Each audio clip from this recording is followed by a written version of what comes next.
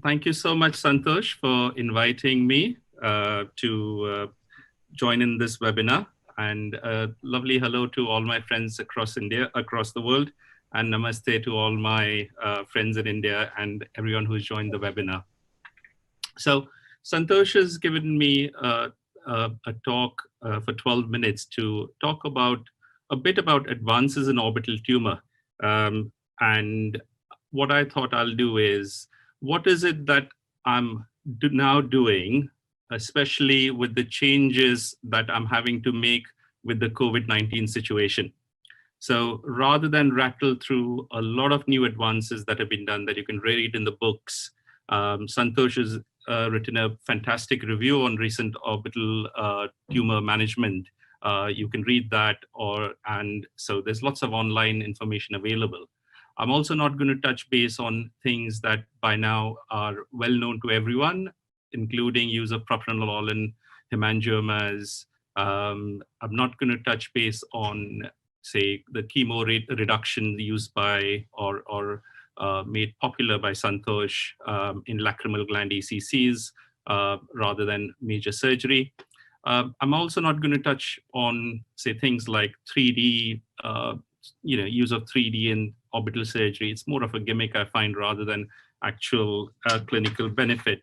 So what I thought is I'm just going to touch base on 4 to 5 things that I think I've started doing differently. And I suspect with the COVID-19 being with us for quite some time, things that we'll have to do differently.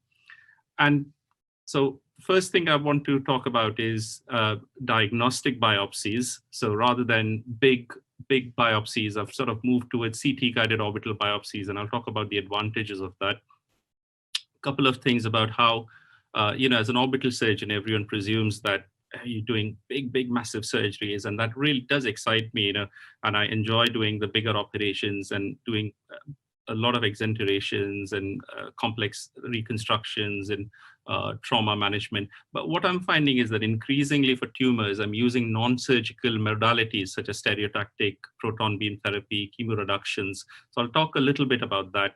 And then I'll also talk a little bit about at surgery, what are the newer things that we're doing, such as using navigation system and customized implants. So this is the remit for my talk. So there's nothing else to sort of go through other than just enjoy the rest of the slideshow. There's not much more information other than what I've given on this slide.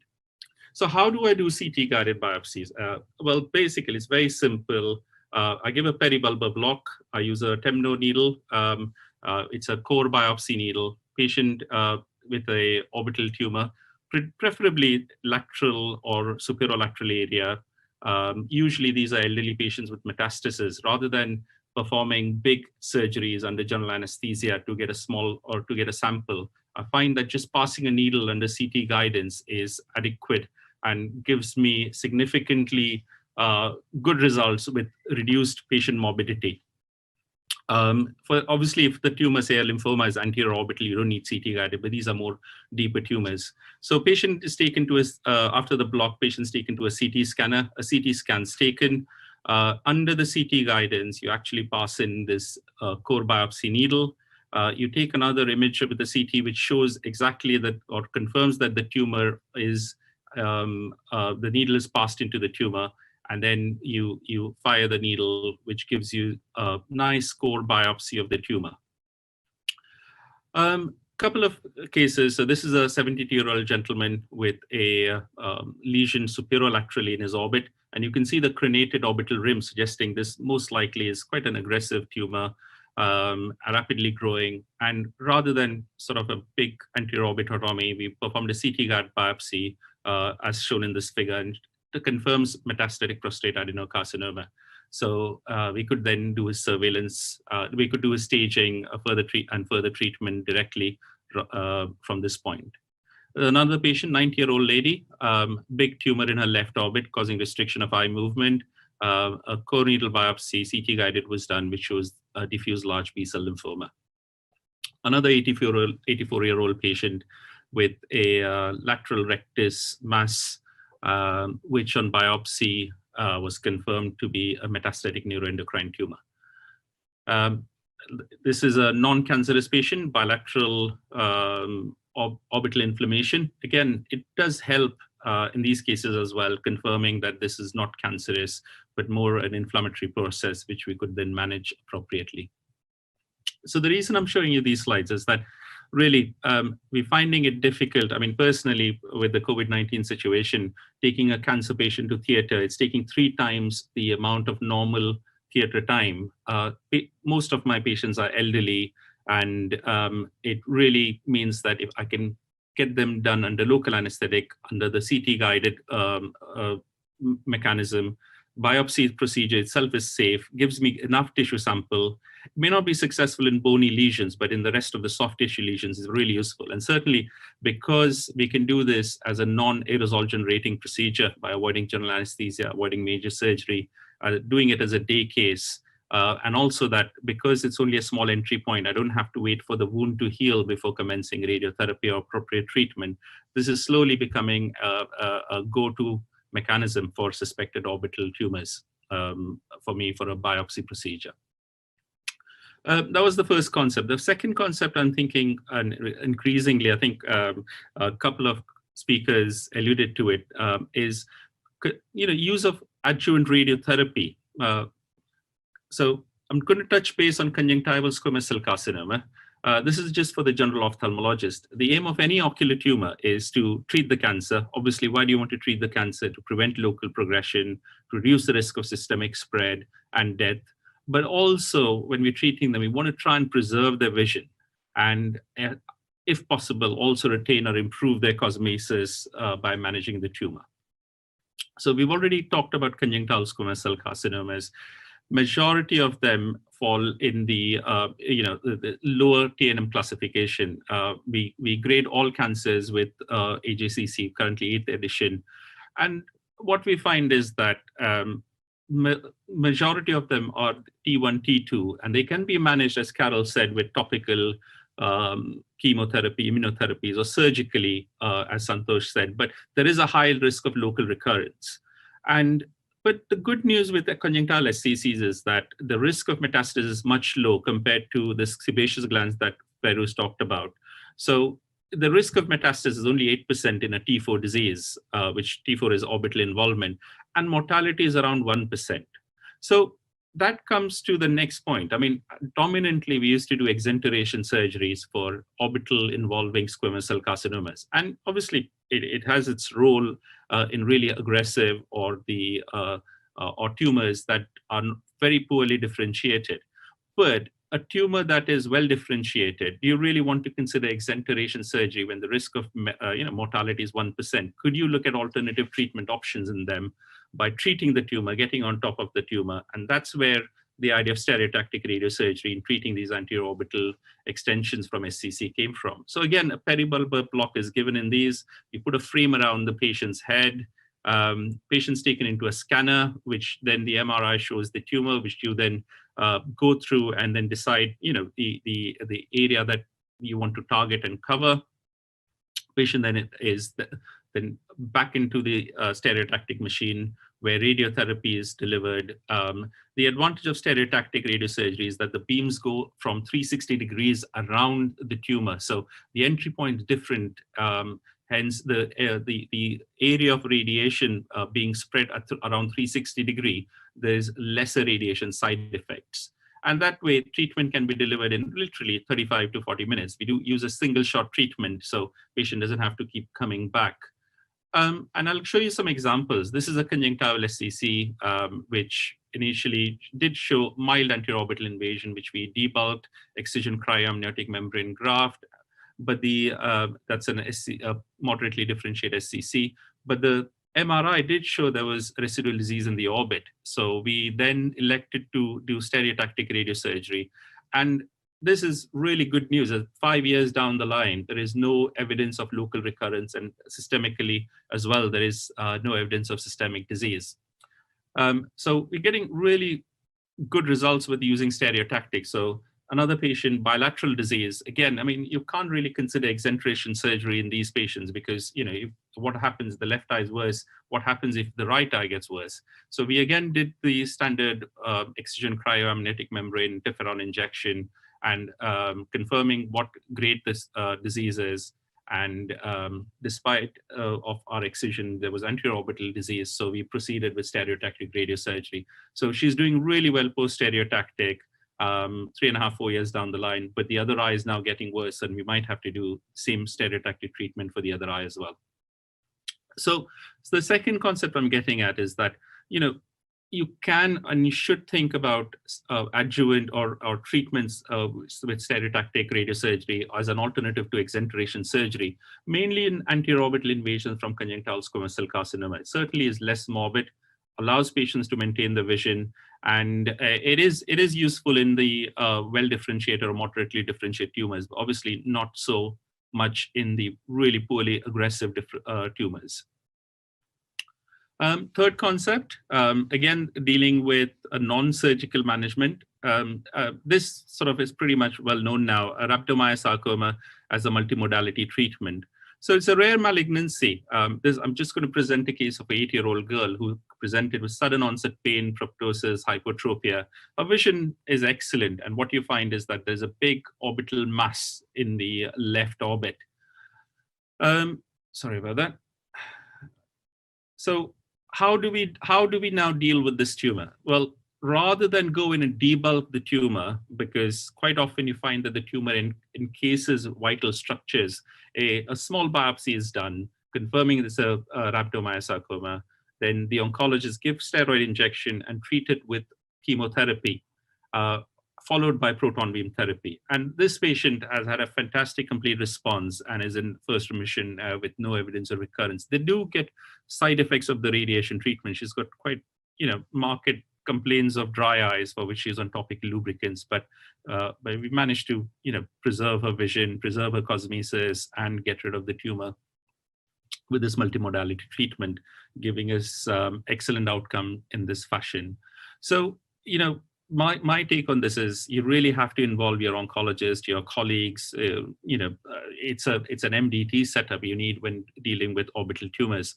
And I avoid radical debulking, especially if it involves critical structures. Obviously, if it's a fungating mass, which can be easily debulked without damaging the muscles, globe, and other structures, that's fine. We avoid exenteration surgery, and a biopsy is definitely done because that guides our treatment and also gives us an idea of the prognosis. And with this, we've significantly improved the long-term outcomes of these patients.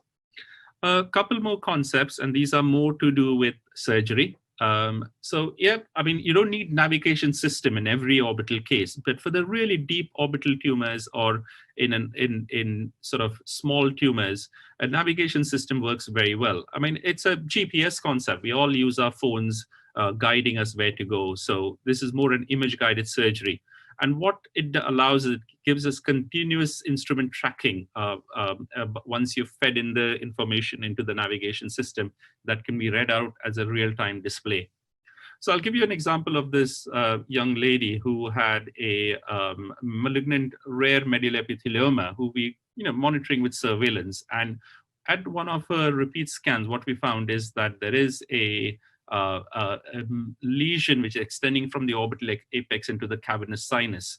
Now, how do you take a biopsy of that? Because obviously we want to know whether this is inflammation or whether this is recurrence of the tumor. How do you do a biopsy without navigation system? You could hit the internal carotid artery, you could hit any vital structure while you go in. That's where navigation system comes in. This is not her images, but just to explain how it's done, we put in a reference array is applied to the head. You can use a strip across the forehead as well, and then you effectively read the facial structure of the patient, which is then input into the navigation system. This works like a satellite in the sky, and then the probe works like your sort of phone, which gives you your exact location once you've referenced array that patient. And then while operating, all you do is you apply the reference array and you know exactly where in the orbit you are. And this really, I mean, it needs a little bit of familiarity and experience, but pretty much it becomes second nature the more you start doing it, and really is useful in these cases. I'll give you another example where I found it useful. This is a patient who has a skull-based meningioma that's been, you can tell from her left side of the head, that's really been treated extensively before with bicoronal flaps, and has had multiple reconstructions around that area. But she now has left proptosis, gradual worsening of her left vision. And this is because the meningioma, which was at the skull base, has now slowly started creeping into the anterior orbit. That's the MRI, which just shows where the location is. It's really a fine meningioma, which is pushing onto the optic nerve, causing proptosis and visual reduction. And that's a CT, which again shows that she's had multiple reconstruction. There's bone missing, there's brain herniation further in. These are patients. I mean, how am I going to remove that tumor without causing CSF leak, damaging to any of the vital structures? That's again where the navigation system really helps us. What we do is I do a 3D model, which again tells me where the bone is missing, so that I can visualize or practice surgery on a dummy orbit before operating on the patient. And then intraoperatively, the navigation system actually tells me where exactly is the tumor. And then I can use what the neurosurgeons use is a CUSA aspirator. It's like a phaco probe, which really gently just really takes away, shaves away bits of the tumor very slowly on the dura itself, rather than causing punctures and damage to the brain. So really, there's certain uses to the navigation system. So as I said, I don't use it in every case, but really these small tumors, really in an awkward location, difficult tumors, previous surgery really is helpful. My last concept before we pass on to the next speaker is that's the patient. She's done really well. My last concept is about customized implants. I mean, again, what we've done is we do a lot of we are a big trauma center, so we do customized PEEK implants or titanium implants. And what I've started doing is using some of those skills while treating orbital tumors. So this is a lady who had a superior temporal large orbital mass causing proptosis, limitation of eye movements, pain and inflammatory signs, and she underwent surgical excision of this, which showed that this was actually an intermediate grade solitary fibrous tumor.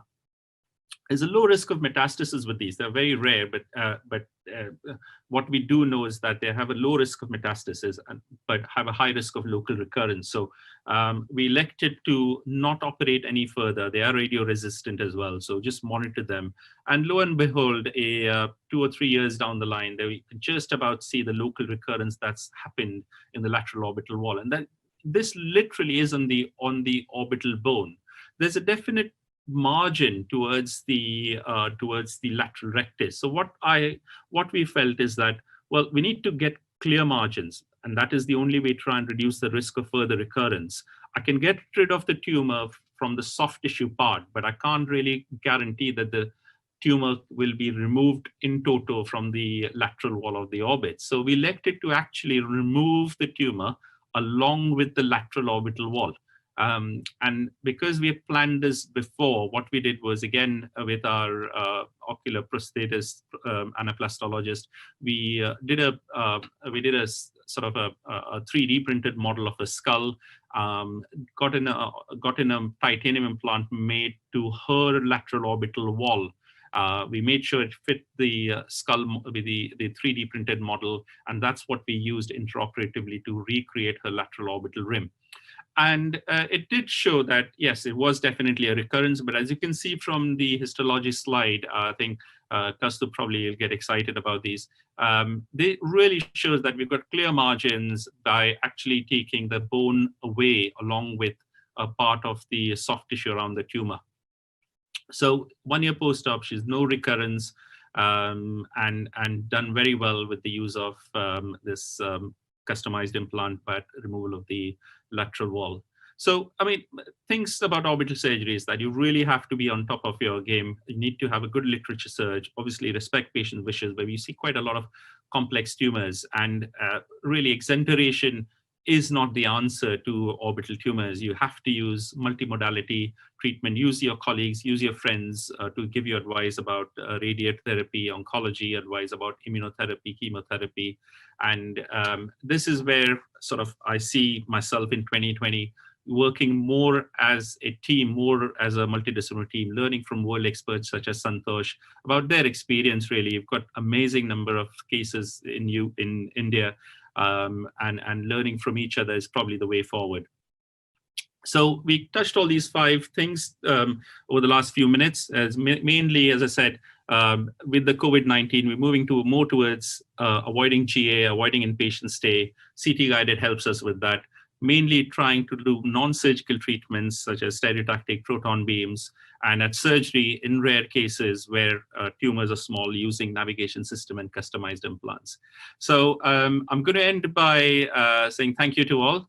That's a photo from a year ago, Santosh. You probably remember we were in LA enjoying ourselves. And that's a photo from today, how times have changed over a period of a year. And it's great as a webinar, and it's great to see you, 4,000 miles away, Santosh. But I look forward to the day where we can enjoy ourselves like the picture on the left again. So thank you very much.